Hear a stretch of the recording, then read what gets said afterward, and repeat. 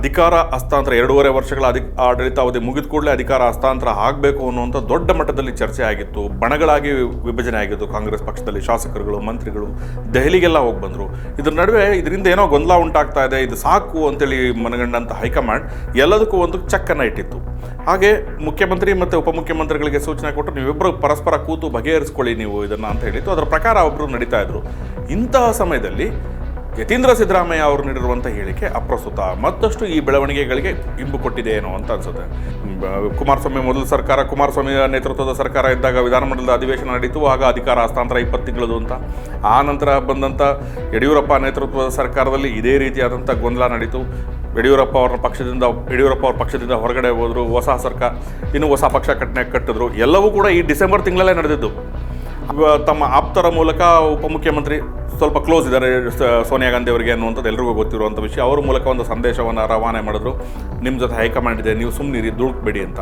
High command ಕೂಡ ಈ ಬೆಳವಣಿಗೆ ಬಗ್ಗೆ ತುಂಬ ಸೀರಿಯಸ್ ಆಗಿದೆ, ಏನೋ ಒಂದು ನಿರ್ಧಾರ ತಗೊಳ್ಳುತ್ತೆ ಅನ್ನುವಂಥ ಒಂದು ಅಭಿಪ್ರಾಯ ಮುಖ್ಯಮಂತ್ರಿ ಸಿದ್ದರಾಮಯ್ಯ ಅವರಲ್ಲಿ ಬಂದಿದೆ. ಹಾಗೆ ಉಪಮುಖ್ಯಮಂತ್ರಿ ಡಿ ಕೆ ಶಿವಕುಮಾರ್ ಅವರಲ್ಲೂ ಕೂಡ ಬಂದಿದೆ. ಎರಡೂ ಬಣಗಳಲ್ಲಿ ಏನೋ ಒಂದು ಆಗುತ್ತೆ ಅನ್ನುವಂಥದ್ದು ಬರ್ತಾ ಇದೆ. ಚುನಾವಣೆ ಅಂದ ತಕ್ಷಣ ಬಿಜೆಪಿಗೆ ಮೈ ನರನಡಿಲ್ಲ, ಮೈ ಚಳಿಯನ್ನು ಕೊಡುಕೊಂಡು ಎದ್ದು ನಿಲ್ಲುವಂಥ ಪಕ್ಷ. ಹಾಗಾಗಿ ಕೇರಳ ವಿಧಾನಸಭೆ ಚುನಾವಣೆಯಲ್ಲಿ ಏನಾದರೂ ಸಾಧನೆ ಮಾಡಲೇಬೇಕು ಅಂತ ಹೊರಟಿರುವ ಹಿನ್ನೆಲೆಯಲ್ಲಿ ಕಾಂಗ್ರೆಸ್ಗೆ ಇದು ಸವಾಲು ಮತ್ತು ಪ್ರತಿಷ್ಠೆಯ ವಿಷಯ. ನಮಸ್ಕಾರ, ವಾರ್ತಾ ಭಾರತೀಯ ವೀಕ್ಷಕರಿಗೆ politics.com ಕಾರ್ಯಕ್ರಮಕ್ಕೆ ಸ್ವಾಗತ. ನಾನು ಧರಣೀಶ್ ಬುಕನಕೆರೆ. ರಾಜ್ಯದಲ್ಲಿ ಬ್ರೇಕ್ಫಾಸ್ಟ್ ಮೀಟಿಂಗ್ ಆದಮೇಲೆ ಕುರ್ಚಿ ಕಿತ್ತಾಟಕ್ಕೆ ಸಂಬಂಧಪಟ್ಟಂತೆ ಎಲ್ಲವೂ ತಂಡ ಹೊಡೆದೋಯ್ತು, ಇನ್ನೇನಿಲ್ಲ, ಸಿದ್ದರಾಮಯ್ಯ ಮತ್ತು ಡಿ ಕೆ ಶಿವಕುಮಾರ್ ನಡುವೆ ಒಂದಂತದ ಹೊಂದಾಣಿಕೆ ಮೂಡಿಬಿಡ್ತು ಅನ್ನೋ ವಾತಾವರಣ ಇತ್ತು. ಆದರೆ ಒಳಗೆ ಬೇರೇನೋ ನಡೀತಿರಬಹುದು ಅನ್ನುವಂಥ ಅನುಮಾನಗಳು ಮೂಡ್ತಾ ಇದ್ದಾವೆ. ಯಾಕಪ್ಪ ಅಂದರೆ ಈಗ ಸಿದ್ದರಾಮಯ್ಯ ಪಾಳ್ಯದಿಂದ ಅವರ ಪುತ್ರ ಡಾಕ್ಟರ್ ಯತೀಂದ್ರ ಸಿದ್ದರಾಮಯ್ಯ ಮಾತಾಡಿದ್ದಾರೆ. ಹಾಗೆಯೇ ಡಿ ಕೆ ಶಿವಕುಮಾರ್ ಪಾಳ್ಯದಿಂದ ರಾಮನಗರದ ಶಾಸಕ ಇಕ್ಬಾಲ್ ಹುಸೇನ್ ಅವರು ಮಾತಾಡಿದ್ದಾರೆ. ಯತೀಂದ್ರ ಸಿದ್ದರಾಮಯ್ಯ ಹೇಳಿದ್ದಾರೆ, ಡಿ ಕೆ ಶಿವಕುಮಾರ್ ಮುಖ್ಯಮಂತ್ರಿ ಆಗಬೇಕು ಅಂತ ಪ್ರಯತ್ನ ಪಟ್ಟಿದ್ದು ನಿಜ, ಆದರೆ ಅವರ ಕೋರಿಕೆಗೆ ಹೈಕಮಾಂಡ್ ಮಣೆ ಹಾಕಿಲ್ಲ, ಅದರಿಂದಾಗಿ ಈಗ ಮುಖ್ಯಮಂತ್ರಿ ಬದಲಾವಣೆ ಎನ್ನುವಂಥ ವಿಷಯ ಮುಗಿದ ಅಧ್ಯಾಯ ಅಂತ ಹೇಳಿದ್ದಾರೆ. ಇಕ್ಬಾಲ್ ಹುಸೇನ್ ಅವರು ಜನವರಿ 9 ನಂತರ ನೋಡ್ತಾ ಇರಿ ಅನ್ನೋ ಕಂಟೆಕ್ಸ್ಟಲ್ಲಿ ಮಾತನಾಡಿದ್ದಾರೆ. ಇದರಿಂದ ಒಂದು ಅಂಶ ಗೊತ್ತಾಗುವಂಥದ್ದೇನಪ್ಪ ಅಂದರೆ ಒಳಗೆ ಬೇರೇನೋ ನಡೀತಿದೆ ಅಂತ. ಏನು ನಡೀತಿರ್ಬೋದು, ಏನು ಬೆಳವಣಿಗೆ ಆಗ್ತಿರ್ಬೋದು, ಸಿದ್ದರಾಮಯ್ಯ ಅವರ ಯಾವ ದಾಳವನ್ನು ಉಳಿಸ್ತಿರ್ಬೋದು, ಡಿ ಕೆ ಶಿವಕುಮಾರ್ ಯಾವ ಪಟ್ಟನ್ನು ಹಾಕ್ತಿರ್ಬೋದು, ಹೈಕಮಾಂಡ್ ನಿಲುವು ಏನಿರ್ಬೋದು, ಹೀಗೆ ನಾನಾ ಪ್ರಶ್ನೆಗಳು ಉಟ್ಕೊಂಡಿದ್ದಾವೆ. ಅದರ ಬಗ್ಗೆ ಮಾತಾಡಲಿಕ್ಕೆ ನಮ್ಮ ಜೊತೆಗೆ ಹಿರಿಯ ಪತ್ರಕರ್ತರಂತಹ ನಟರಾಜ್ ಅವರಿದ್ದಾರೆ. ಅವ್ರ ಜೊತೆ ಮಾತಾಡ್ತೀನಿ. ಅದಕ್ಕೂ ಮೊದಲು ನಾನು ನಿಮಗೆ ರಿಕ್ವೆಸ್ಟ್ ಮಾಡ್ತೀನಿ, ನೀವು ಇನ್ನೂ ವಾರ್ತಾ ಭಾರತಿಯನ್ನು ಸಬ್ಸ್ಕ್ರೈಬ್ ಮಾಡಿಲ್ಲ ಅಂದರೆ ದಯವಿಟ್ಟು ಸಬ್ಸ್ಕ್ರೈಬ್ ಮಾಡಿ, ಹಾಗೆ ಲೈಕ್ ಮಾಡಿ, ಶೇರ್ ಮಾಡಿ ಮತ್ತು ಬೆಲ್ ಬಟನನ್ನು ಪ್ರೆಸ್ ಮಾಡಿ. ನಟರಾಜ್ ಅವರೇ, ಕಾರ್ಯಕ್ರಮಕ್ಕೆ ಸ್ವಾಗತ. Thank you Dharmesh. ಏನು ನಡೀತಿದೆ ಕಾಂಗ್ರೆಸ್ಸಲ್ಲಿ? ಅದೊಂಥರ ಈ ಬೂದಿ ಮುಚ್ಚಿದ ಕೆಂಡ ಅಥವಾ ಬಿಟ್ಟನೆಂದರು ಬಿಡದಿ ಮಾಯೆ ಅಂತಾರಲ್ಲ, ಹಾಗೆ ಅಧಿಕಾರ ಕುರ್ಚಿಗಾಗಿ ಒಂದು ರೀತಿಯಾದಂಥ ಹಗ್ಗ ಜಗ್ಗಾಟ ನಡೀತಾ ಇದೆ. ಅವ್ರು ಕೊಡೋದಿಲ್ಲ, ನಾನು ಬಿಡೆ ಅನ್ನೋ ಲೆಕ್ಕದಲ್ಲಿ.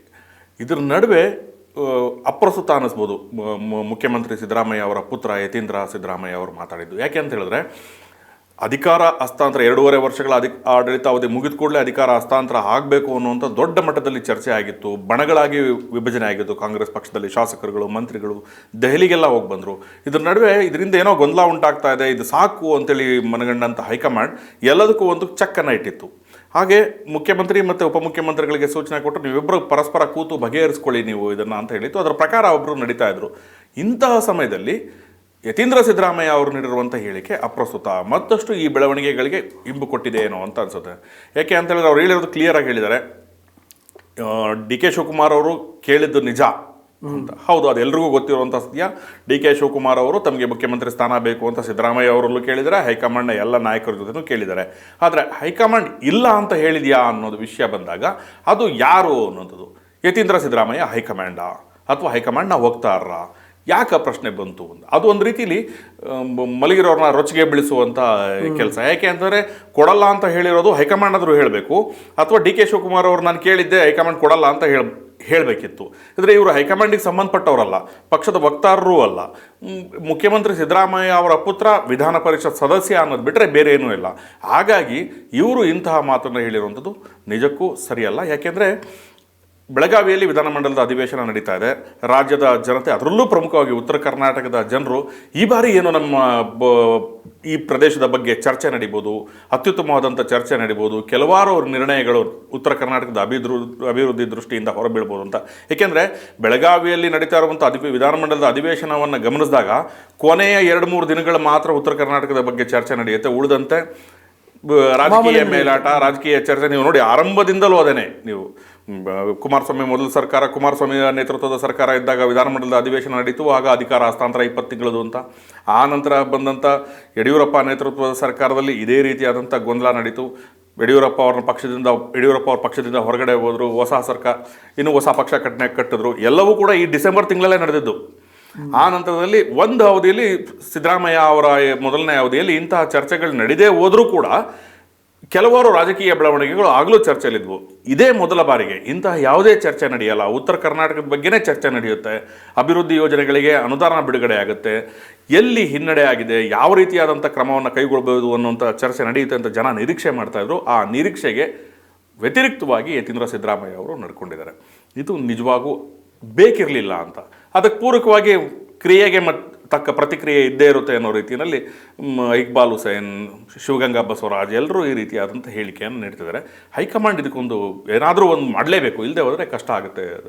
ಇನ್ನೊಂದು ಇಂಟ್ರೆಸ್ಟಿಂಗ್ ಆದಂಥ ವಿಷಯ ಏನಪ್ಪ ಅಂತಂದರೆ, ಈ ವಿಧಾನಸಭೆಯ ಮೊಗಸಾಲಿನಲ್ಲೇ DK ಶಿವಕುಮಾರ್ ಬಣದಲ್ಲಿ ಗುರುತಿಸಿಕೊಂಡಿರುವಂತಹ ಇಕ್ಬಾಲ್ ಹುಸೇನು, ನಯನಾ ಮೋಟಮ್ಮ ಮತ್ತು ಶಿವಗಂಗಾ, ಇವರು ಶಿವಗಂಗಾ ಅಲ್ಲ, ಇವರು ಧ್ರುವನಾರಾಯಣ ಅವರ ಪುತ್ರ ದರ್ಶನ್ ಧ್ರುವನಾರಾಯಣ್, ಇವರು ಚರ್ಚೆ ಮಾಡಿದ್ದಾರೆ. ಪರ್ಟಿಕ್ಯುಲರ್ಲಿ ಅಧಿಕಾರ ಹಸ್ತಾಂತರದ ವಿಷಯದ ಬಗ್ಗೆ ಚರ್ಚೆ ಮಾಡಿದ್ದಾರೆ ಅನ್ನುವಂಥ ಮಾಹಿತಿಗಳು ಇವೆ.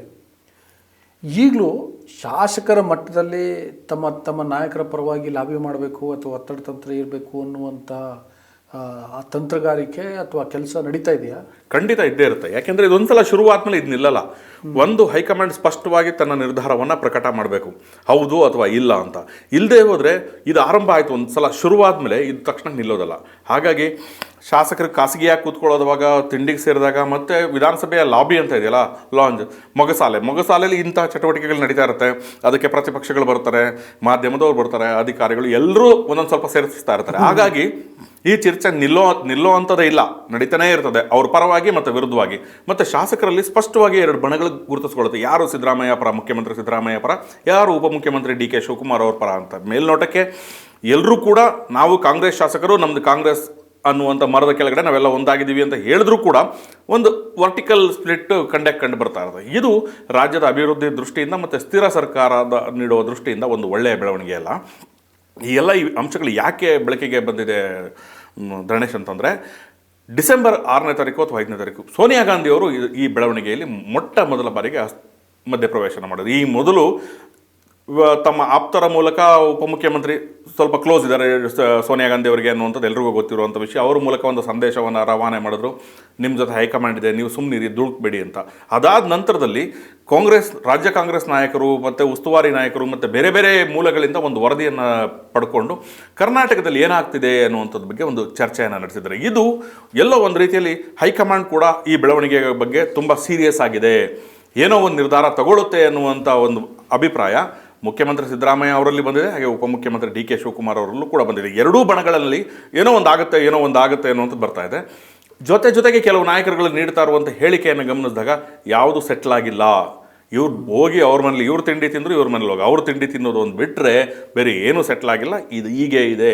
ಹಾಗಾಗಿ ವಿಧಾನಮಂಡಲದ ಅಧಿವೇಶನ ಅನ್ನುವಂಥದ್ದು ಒಂದು ತಾತ್ಕಾಲಿಕ ತಡೆಯಾಜ್ಞೆ, ಇದಕ್ಕೆ ಇಂಟ್ರೀಮ್ ಸ್ಟೇ ಅಂತಾರಲ್ಲ ಆ ಥರದ್ದು. ಈ ಅಧಿವೇಶನ ಮುಗಿದ ನಂತರ ಮತ್ತೆ ಇದು ಸ್ಪೀಡಪ್ ಆಗ್ಬೋದು, ಮತ್ತೆ ಬೆಳವಣಿಗೆಗಳು ದೆಹಲಿ ಅಂಗಳದಲ್ಲಿ ಚರ್ಚೆ ನಡೆಯುತ್ತೆ, ಶಾಸಕರು ಹೋಗುವಂಥ ಪ್ರಯತ್ನಗಳಿರುತ್ತೆ, ಮತ್ತು ಅದಕ್ಕೆ ವ್ಯತಿರಿಕ್ತವಾಗಿ ನಡೆಯುವಂಥದ್ದು ಒಟ್ಟಾರೆ ಬೆಳವಣಿಗೆಗಳು ನಡೆಯುತ್ತೆ ಅನ್ನುವಂಥ ಇಂಡಿಕೇಷನನ್ನು ಸೋನಿಯಾ ಗಾಂಧಿ ನೇತೃತ್ವದ ಸಭೆ ಕೊಟ್ಟಿದೆ. ಇನ್ನೊಮ್ಮೆ ನಾವು ಸಭೆ ಸೇರೋಣ, ಪಾರ್ಲಿಮೆಂಟ್ನ ಚಳಿಗಾಲದ ಅಧಿವೇಶನ ಮುಗಿದ ಮೇಲೆ ಅನ್ನುವಂಥ ಮಾತು ಕೂಡ ಹೇಳಿದ್ದಾರೆ. ಅದನ್ನು ಸ್ವತಃ ವೇಣುಗೋಪಾಲ್ ಅವರೇ ಹೇಳಿದ್ದಾರೆ. ಹಾಗಾಗಿ ಬೆಳವಣಿಗೆಗಳು ನಿಂತಿಲ್ಲ ಕಾಂಗ್ರೆಸ್ನಲ್ಲಿ, ನಿಜಕ್ಕೂ ಕುತೂಹಲಕರ ಘಟ್ಟದಲ್ಲಿ ಇವೆ ಅಂತಲೇ ಹೇಳ್ಬೋದು. ಇದಕ್ಕೆ ಪೂರಕ ಅನ್ನೋ ರೀತಿಯಲ್ಲಿ ಇಕ್ಬಾಲ್ ಹುಸೇನ್ ಒಂದು ಮಾತು ಹೇಳಿದ್ದಾರೆ, ಜನವರಿ 9ನೇ ತಾರೀಕು ನಂತರ ಮಾತಾಡ್ತೀವಿ, ನಿಮ್ಗೆ ಗೊತ್ತಾಗುತ್ತೆ ಆಗ ಅಂತ ಹೇಳಿದ್ದಾರೆ. ಏನು ಜನವರಿ 9ನೇ ತಾರೀಕು ನಂತರ ಏನಾಗ್ಬೋದು? ಇದು ತುಂಬ ಜನ ಹೇಳ್ತಿದ್ದಾರೆ. ಕೆಲವರು ಹೇಳ್ತಿದ್ದಾರೆ, ಈಗ ಧನುರ್ಮಾಸ ಇದೆ, ಜನವರಿ 14ಕ್ಕೆ ಧನುರ್ಮಾಸ ಮುಗಿಯುತ್ತೆ, ಸಂಕ್ರಾಂತಿ ಶುರುವಾಗುತ್ತೆ, ಜನವರಿ 15ರ ನಂತರ ನೋಡಿ ಅಂತ. ಇವೆಲ್ಲ ಡೇಟ್ಗಳು ಇಟ್ಕೊಳ್ತಾರೆ. ಯಾರ್ಯಾರಿಗೆ ಏನೇನು ಬೇಕೋ ಅನುಕೂಲಕರವಾದಂಥ ದಿನಾಂಕಗಳನ್ನ ಹೇಳ್ಕೊಳ್ತಾರೆ. ಬಹುಶಃ ಆ ನಂತರದಲ್ಲಿ ದೆಹಲಿಗೆ, ಅಂದರೆ ಬೆಳಗಾವಿಯ ಅಧಿವೇಶನ ಮುಗಿದ ನಂತರ, ಪಾರ್ಲಿಮೆಂಟ್ ಅಧಿವೇಶನ ಮುಗಿದ ನಂತರ ದೆಹಲಿಗೆ ರಾಜ್ಯ ನಾಯಕರು ಹೋಗುವಂಥದ್ದು ಮತ್ತು ದೆಹಲಿಯ ನಾಯಕರುಗಳು ರಾಜ್ಯದ ವಿದ್ಯಮಾನಗಳ ಬಗ್ಗೆ ಗಮನ ಹರಿಸುವಂಥದ್ದು ನಡೆಯುತ್ತೆ. ಹಾಗಾಗಿ ಜನವರಿ ನಂತರದಲ್ಲಿ ವಿದ್ಯಮಾನಗಳು ನಡೀಬೋದು ಅಂತ. ಆಮೇಲೆ ಇನ್ನೂ ಒಂದು ಚರ್ಚೆಯಲ್ಲಿರುವಂಥ ಅಂಶ ಅಂತ ಹೇಳಿದ್ರೆ, ಒಂದು ಸಣ್ಣ ಪ್ರಮಾಣದ ಸಂಪುಟ ವಿಸ್ತರಣೆ ಆಗುತ್ತೆ. ಪುನರ್ರಚನೆ ಅಲ್ಲ, ಸಂಪುಟ ವಿಸ್ತರಣೆ ಆಗುತ್ತೆ. ಹರಿಪ್ರಸಾದ್ ಅವರು ಮತ್ತು ನಾಗೇಂದ್ರ ಅವರು ಸಂಪುಟಕ್ಕೆ ಸೇರ್ಪಡೆ ಆಗ್ತಾರೆ ಅನ್ನುವಂಥ ಮಾತುಗಳಿದೆ. ಹೀಗಾಗಿ ಎಲ್ಲರೂ ಕೂಡ ಸಂಕ್ರಾಂತಿ ಅಂತ, ಅಂದರೆ ಜನವರಿ ನಂತರ ಹೊಸ ವರ್ಷದ ಹತ್ರ ಗಮನ ಹರಿಸ್ತಾ ಇದ್ದಾರೆ. ಕೆಲವರು ಅವರವರ ಮೂಗಿನ ನೇರಕ್ಕೆ ಮತ್ತು ಅವರವರು ವ್ಯಾಖ್ಯಾನಗಳನ್ನ ಮಾಡ್ತಿದ್ದಾರೆ. ಇದಕ್ಕೆಲ್ಲ ಪ್ರಮುಖ ಕಾರಣ ಹೈಕಮಾಂಡ್ ಗಮನ ಹರಿಸೋದು ಜನವರಿ ದಾಟ್ಬಿಟ್ರೆ ಅದಾದ್ಮೇಲೆ ಬಜೆಟ್ ಮಂಡನೆ ಮಾಡಬೇಕು, ಹಾಗೆ ಸಿದ್ದರಾಮಯ್ಯ ಅವರೇ ಇರಬೇಕು, ಈ ಥರದ್ದೇನೋ ಖಂಡಿತ ಏನು ಬೇಕಾದರೂ ಆಗ್ಬೋದು ಧರಣೇಶ್. ಮತ್ತೆ ಹೈಕಮಾಂಡ್ಗೆ ತುಂಬ ಒಂಥರ ಇದು ಸಂಕಷ್ಟದ ಪರಿಸ್ಥಿತಿ. ಇಬ್ಬರು ನಾಯಕರು ಇದಾರಲ್ಲ, ಇಬ್ಬರೂ ಕೂಡ ಹೈಕಮಾಂಡ್ಗೆ ತೀರಾ ಅನಿವಾರ್ಯ ಮತ್ತು ಅಗತ್ಯ. ಒಬ್ಬರು ಸಿದ್ದರಾಮಯ್ಯ, ಅತ್ಯಂತ ದೊಡ್ಡ ನಾಯಕ, ರಾಜ್ಯ ರಾಜಕಾರಣದ ಜನಪ್ರಿಯ ನಾಯಕ. ರಾಜ್ಯದಲ್ಲಿ ಕ್ರೌಡ್ ಪುಲ್ಲರ್ ಅಂತ ಯಾರಾದರೂ ಇದ್ದರೆ ಅವರು ಮೊದಲ ಸ್ಥಾನದಲ್ಲಿ ನಿಂತ್ಕೊಳ್ತಾರೆ. ಮತ್ತು ಇಡೀ ದೇಶಾದ್ಯಂತ ಅವರು ಪ್ರತಿನಿಧಿಸುವಂಥ ಸಮುದಾಯದ ಮತದಾರರು ದೊಡ್ಡ ಸಂಖ್ಯೆಯಲ್ಲಿದ್ದಾರೆ. ಹಾಗೆ ಕರ್ನಾಟಕದಲ್ಲೂ ಕೂಡ ದೊಡ್ಡ ಎಲ್ಲ ಕ್ಷೇತ್ರಗಳಲ್ಲಿ ಕನಿಷ್ಠ 6ರಿಂದ ಒಂದು 30-35 ಸಾವಿರದವರೆಗೆ ಅವರ ಸಮುದಾಯದ ಮತದಾರರೇ ಇದ್ದಾರೆ. ಇನ್ನು ಜೊತೆಗೆ ಅಹಿಂದ ಮತಗಳು ಅಂತ ಏನು ಕೇಳ್ತಾರೆ, ಇತರೆ ಹಿಂದುಳಿದ ವರ್ಗಗಳು, ದಲಿತ ಮತ್ತು ಅಲ್ಪಸಂಖ್ಯಾತ ಮತಗಳು ಇದ್ದಾರೆ. ಇಂತಹವರನ್ನು ಯಾವ ಕಾರಣಕ್ಕಾಗಿ ಬದಲಾವಣೆ ಮಾಡಬೇಕು ಅನ್ನುವಂಥ ಜಿಜ್ಞಾಸೆ ಕೂಡ ಹೈಕಮಾಂಡ್ನಲ್ಲಿದೆ. ಯಾಕೆಂದರೆ ಸರ್ಕಾರದ ವಿರುದ್ಧ ಅಂತಹ ಗಂಭೀರ ಸ್ವರೂಪದ ಯಾವುದೇ ಆರೋಪಗಳು ಕೇಳಿಬಂದಿಲ್ಲ. ಆಡಳಿತ ಚೆನ್ನಾಗಿ ನಡೀತಾ ಇದೆ ಅನ್ನುವಂಥ ಮಾತಿದೆ. ಎಲ್ಲ ಮಂತ್ರಿಗಳಿಗೂ ಮುಖ್ಯಮಂತ್ರಿ ಸ್ವಾತಂತ್ರ್ಯ ಕೊಟ್ಟಿದ್ದಾರೆ ಅನ್ನುವಂಥ ಅಭಿಪ್ರಾಯ ಇದೆ. ಈಗಿರುವಂಥ ಸಮಯದಲ್ಲಿ ಸಿದ್ದರಾಮಯ್ಯ ಅವ್ರನ್ನ ಯಾಕೆ ಬದಲಾವಣೆ ಮಾಡಬೇಕು ಅನ್ನುವಂಥದ್ದು ಹೈಕಮಾಂಡ್ನ ಮುಂದೆ ಇರುವಂಥ ಪ್ರಶ್ನೆ. ಅದ್ರ ಜೊತೆಯಾಗಿ ಡಿ.ಕೆ. ಶಿವಕುಮಾರ್ ಅತ್ಯುತ್ತಮ ಸಂಘಟನಾಕಾರ, ಸಂಘಟನೆಯ ವಿಷಯಕ್ಕೆ ಬಂದಂಥ ಸಮಯದಲ್ಲಿ ಮೊದಲನೇ ಸ್ಥಾನದಲ್ಲಿರ್ತಾರೆ. ಕಾಂಗ್ರೆಸ್ ಪಕ್ಷ ಯಾವಾಗ ಸಂಕಷ್ಟಕ್ಕೆ ಸಿಲುಕಿದೆ ಅಂತಹ ಸಮಯದಲ್ಲಿ ಬೆಂಗಾವಲಾಗಿ ಬಂಡೆ ಅಂತ ನಿಂತ್ಕೊಂಡು ಆ ಸಂಕಷ್ಟದಿಂದ ಪಾರು ಮಾಡುವಂಥ ವ್ಯಕ್ತಿಯಾಗಿದ್ದಾರೆ. ಹಾಗಾಗಿ ಅವ್ರಿಗೂ ಅಧಿಕಾರ ಕೊಡಬೇಕಲ್ಲ ಅನ್ನುವಂಥ ಅಭಿಪ್ರಾಯದಲ್ಲಿದೆ. ಹೀಗಾಗಿ ಎರಡರ ನಡುವೆ ಹೈಕಮಾಂಡ್ ಜಿಜ್ಞಾಸೆ ಇದೆ. ಹಾಗಾಗಿ ಯಾವ ತೀರ್ಮಾನ ತಗೊಂಡ್ರೆ ಯಾರಿಗೆ ಮೂಲವಾಗುತ್ತೆ, ಯಾವ ರೀತಿಯಾದಂಥ ವ್ಯತಿರಿಕ್ತವಾದಂಥ ಪರಿಣಾಮ ಬರುತ್ತೆ, ಅನುಕೂಲಕರ ಅಂಶ ಯಾವುದು, ಅನಾನುಕೂಲಕರವಾದಂಥ ಅಂಶ ಯಾವುದು ಅನ್ನುವಂಥದ್ರ ಬಗ್ಗೆ ಚರ್ಚೆ ನಡೀತಾ ಇದೆ. ಒಟ್ಟು ಎಲ್ಲವೂ ಸಮಾಧಾನವಾಗಿ ಎಲ್ಲರಿಗೂ ಒಪ್ಪುವಂಥ ಒಂದು ತೀರ್ಮಾನವನ್ನು ಹೈಕಮಾಂಡ್ ತಗೊಳ್ಳುವ ಸಾಧ್ಯತೆ ಇದೆ. ಆ ನಿಟ್ಟಿನಲ್ಲೇ ಈ ಚರ್ಚೆಗಳು ನಡೀತಾ ಇದ್ದಾವೆ ಧರಣೇಶ್. ಈಗ ನೋಡಿ, ಇದೇ 14ನೇ ತಾರೀಕು ಕಾಂಗ್ರೆಸ್ ಪಕ್ಷ ಮತಗಳ್ಳತನದ ಬಗ್ಗೆ ಒಂದು ದೊಡ್ಡ ಪ್ರತಿಭಟನೆಯನ್ನು ಹಮ್ಮಿಕೊಂಡಿದೆ ದೆಹಲಿನಲ್ಲಿ. ಅದಕ್ಕೆ ಅಥವಾ ಆ ಹೆಸರಿನಲ್ಲಿ, ಅಂದರೆ ಆ ನೆಪದಲ್ಲಿ ಸಿದ್ದರಾಮಯ್ಯ ಮತ್ತು ಡಿ.ಕೆ. ಶಿವಕುಮಾರ್ ದೆಹಲಿಗೆ ಹೋಗ್ತಾರೆ. ಅವತ್ತು ಹೈಕಮಾಂಡ್ ನಾಯಕರನ್ನು ಭೇಟಿ ಮಾಡ್ತಾರೆ. ಹಾಗೇನಾದರೂ ಈ ರಾಜ್ಯ ರಾಜಕೀಯಕ್ಕೆ ಸಂಬಂಧಪಟ್ಟಂತಹ ವಿದ್ಯಮಾನಗಳಿಗೆ ಸಂಬಂಧಪಟ್ಟಂತಹ ಚರ್ಚೆಗಳು ನಡೀತವ? ಗೊತ್ತಿಲ್ಲ ಧರಣೇಶ್. 14ರ ನಂತರ ಏನು ಬೇಕಾದರೂ ಬದಲಾವಣೆಗಳಾಗ್ಬೋದು, ಚರ್ಚೆಗಳು ನಡೀಬೋದು, ಹೋಗ್ಬೋದು, ಮಾತಾಡ್ಬೋದು ಅಥವಾ ಮಾತಾಡ್ದೇ ಇರ್ಬೋದು. ಮತ್ತು ಸಿದ್ದರಾಮಯ್ಯ ಅವರು ಒಂದು ಮಾತು ಹೇಳಿದ್ದಾರೆ, ಹೈಕಮಾಂಡ್ನ ನಾಯಕರು ಯಾರೂ ಕೂಡ ನನ್ನನ್ನು ಕರೆದಿಲ್ಲ ದೆಹಲಿಗೆ, ಹಾಗಾಗಿ ನಾನಾಗಿಯೇ ಹೋಗೋವಂಥ ಪ್ರಶ್ನೆಯೇ ಇಲ್ಲ, ಕರೆದಾಗ ಹೋಗ್ತೀನಿ ಅಂತ. ಇನ್ನು 14ನೇ ತಾರೀಕು ನಡೆಯುವಂಥ ಪ್ರತಿಭಟನೆಗೆ ಮುಖ್ಯಮಂತ್ರಿಗಳು ಹೋಗ್ತಾರಾ, ಅವ್ರಿಗೆ ಇನ್ವೈಟ್ ಮಾಡಿದಾರಾ ಅನ್ನೋದು ಕೂಡ ಹಾಗೆ, ಅಥವಾ ವೈಯಕ್ತಿಕವಾಗಿ ಅಧಿವೇಶನ ನಡೀತಿರುತ್ತೆ. ಹಾಗಾಗಿ ಆದರೆ ಉಪಮುಖ್ಯಮಂತ್ರಿ ಹೋಗ್ತಾರೆ. ಯಾಕೆಂದರೆ KPCC ಅಧ್ಯಕ್ಷರು ಮತ್ತು ಅವರೇ ಕೂಡ ಈ ಪ್ರೊಟೆಸ್ಟನ್ನು ಲೀಡ್ ಮಾಡ್ತಾ ಇದ್ದಾರೆ ದಕ್ಷಿಣ ಭಾರತದ ರಾಜ್ಯಗಳನ್ನ ಇಟ್ಕೊಂಡು. ಹಾಗಾಗಿ ಡಿ.ಕೆ. ಶಿವಕುಮಾರ್ ಹೋಗ್ತಾರೆ. ಇಂತಹ ಸಂಘಟನೆ ವಿಷಯದಲ್ಲಿ ನಾಗಲೇ ಹೇಳಿದೆ, ಇಂತಹ ಸಂಘಟನಾತ್ಮಕ ವಿಷಯದಲ್ಲಿ ಮೊದಲ ಸ್ಥಾನದಲ್ಲಿ ಯಾರು ಕಾಣ್ತಾರೆ ಅಂದರೆ ಅದು ಡಿ.ಕೆ. ಶಿವಕುಮಾರ್ ಅವರೇ. ಹಾಗಾಗಿ ಹೈಕಮಾಂಡ್ಗೆ ಒಂದು ರೀತಿಯಾದಂಥ ಇಕ್ಕಟ್ಟಿನ ಪರಿಸ್ಥಿತಿ. ಅದಕ್ಕಾಗಿ ಏನು ತೀರ್ಮಾನ ತಗೊಳುತ್ತೆ, ಏನು ಸಂಕ್ರಾಂತಿ ನಂತರ ತಗೊಳುತ್ತಾ, ಅಧಿವೇಶನ ಮುಗಿದ ಮೇಲೆ ತಗೊಳುತ್ತಾ, ಕೇರಳ ವಿಧಾನಸಭೆ ಚುನಾವಣೆ ಮುಗಿದ ಮೇಲೆ ತಗೊಳುತ್ತಾ, ಇಂತಹ ಎಲ್ಲ ಪ್ರಶ್ನೆಗಳು ಮಾತ್ರ ಇರುತ್ತೆ. ಹೈಕಮಾಂಡೇ ಇದಕ್ಕೆ ಉತ್ತರ ಕೊಡಬೇಕು ಧರಣೇಶ್. ಅದೇ ಕೇರಳ ವಿಧಾನಸಭಾ ಚುನಾವಣೆಯನ್ನು ಕೂಡ ಕಾಂಗ್ರೆಸ್ಸು ಸಿಕ್ಕಾಪಟ್ಟೆ ಗಂಭೀರವಾಗಿ ಪರಿಗಣಿಸಿದೆ. ಯಾಕೆಂದರೆ ನೋಡಿ, ಅಂದರೆ ಗೊತ್ತಿಲ್ಲ ಏನಾಗುತ್ತೆ ಫಲಿತಾಂಶ ಏನು ಅಂತ, ಬಟ್ ಕಾಂಗ್ರೆಸ್ಗೆ ಅಲ್ಲಿ ಕಂಪೇರಿಟಿವ್ಲಿ